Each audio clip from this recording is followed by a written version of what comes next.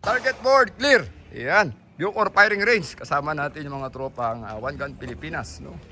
So, ang i-review natin ay ang Lucas Tactics holster. No?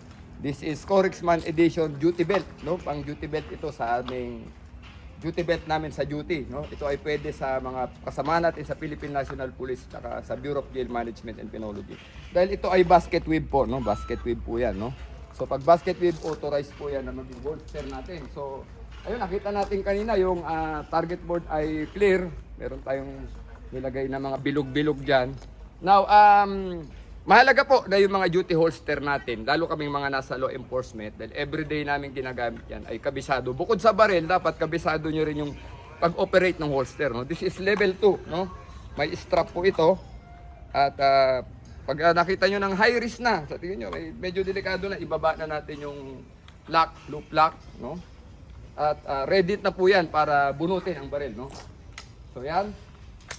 Susubukan natin kung gaano natin kabilis bunutin yung ating Glock dito sa ating Kydex with basket holster. Ready? Up! Verify natin, no? Ayan po, tumama naman, no? So, Bullseye. maganda yung Kydex holster ni Lucas Tactics, no? So, madaling kabisaduhin, mga kapatid, no? Madaling kabisaduhin. Ready? Up! So, verify ulit natin, no? So ayan po, nandudun pa rin ang bala, no? Kydex holsters, Lucas, no? Basket weave. So yung mga tropa nating BJMP at PNP na gusto nyo na holster na basket weave kay Lucas Tactics lang po, kukontak lang po kayo dyan. At may discount naman po tayo pag One Gun Pilipinas po yan, no? Ready? Op! Isa pa.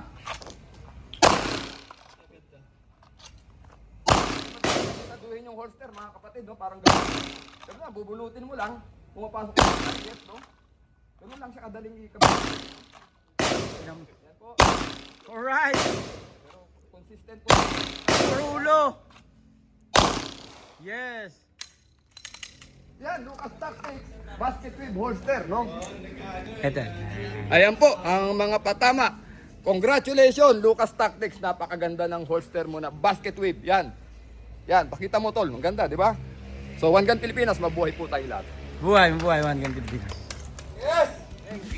Legal, one gun sa bayan. Disiplina at respeto, yan ang sandalan. Corexman ang una kasama ang masa. Edukasyon at tapang walang kapantay sa laban. Legal, one gun ang daan. Walang shortcut dito, lahat ay pinag-aralan. Corexman sa turo, di ka maliligaw. Pag legal ang galaw, proud ang sigaw.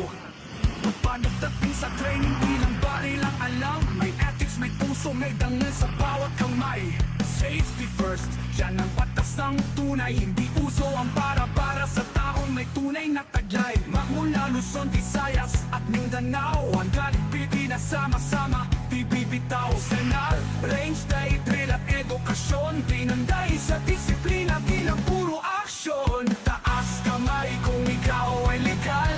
Taas noo kung ikaw ay moral. One Gun Pilipinas, isa ang sigaw. Legal assurance lang ang dapat tularan. Legal, one May gun load. sa bayan. Sa Corexman, may Ready? dangal na kaalaman. Tunay na pagsikat at parimanon. Laging may kapatiran.